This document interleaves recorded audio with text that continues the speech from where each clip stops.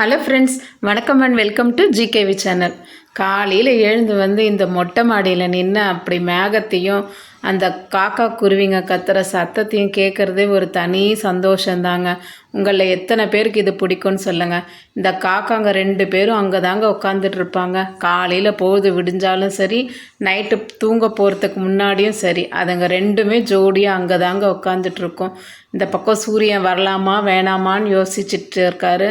ஆனால் இந்த பக்கம் வந்து சந்திர பகவான் பாருங்கள் பிரகாசமாக ஜொலிச்சுட்டு நான் ஈவினிங் வரேன் அப்படின்னு சொல்லிட்டு கிளம்புற மாதிரி வாசலில் நின்று கிளம்புற மாதிரி நின்றுட்டுருக்காரு பாருங்கள். சரி, நாம் அப்படியே இந்த மொட்டை மாடியை க்ளீன் பண்ணலான்னு சொல்லிட்டு தாங்க மேலே வந்தேன். எங்கள் வீட்டு மொட்டை மாடியில் பாருங்கள் செடியெல்லாம் இருக்கிறதுனால எவ்வளோ குப்பை சேருதுங்க. தினம் தினம் பெருக்கிறோம், ஆனாலும் அந்த குப்பை எப்படி தான் வருதுன்னே எங்களுக்கு ஒன்றும் தெரியலைங்க. சரி, பெருக்கிடுவோம், குப்பையாக இருக்கேன்னு சொல்லிட்டு தாங்க மேலே வந்தேன். வரும்போது சரி உங்களுக்கும் இதை காட்டலாமே அப்படின்னு சொல்லிட்டு தாங்க காட்டினேன். எவ்வளோ குப்பை இருக்குது பாருங்கள் எங்கள் வீட்டு மொட்டை மாடியில். செடிங்களை கூட வச்சு ஈஸியாக பராமரிச்சிடலாம் போல தெரியுது, இந்த குப்பையை வாரி சமாளிக்க முடியலைங்க.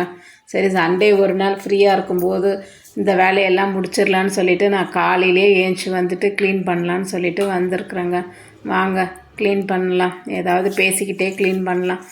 எவ்வளோ தான் நமக்கு மனசு கஷ்டம் இருந்தாலும் சரிங்க, அந்த கஷ்டத்தெல்லாம் இந்த செடிங்க கிட்ட வந்து நம்ம சொல்லும்போது அது லைட்டாக அப்படி வந்து ஆடுங்க. காற்றுக்கு ஆடுனாலும் சரி, எப்படி ஆடுனாலும் சரி, நம்ம கஷ்டத்தை நம்ம அதுக்கிட்ட சொல்லும்போது அது கொஞ்சம் தலையசைக்கிற மாதிரி இருக்குங்க.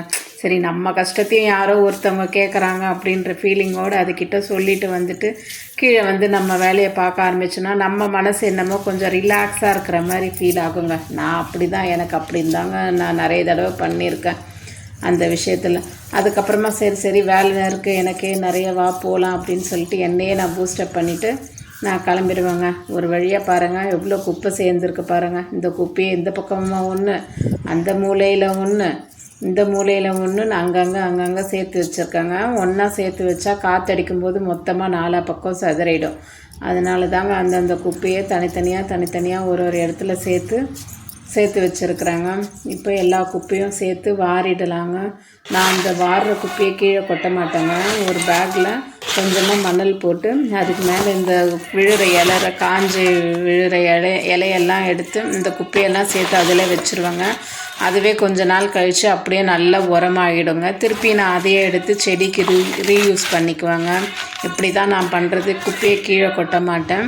அது நல்ல உரமாக இருக்குங்க. ஒரு வழியாக செடியை உங்ககிட்ட பேசிகிட்டே க்ளீன் பண்ணிட்டாங்க. மொட்டை மாடியை க்ளீன் பண்ணிட்டேன் பாருங்கள் எவ்வளோ சுத்தமாக இருக்குது.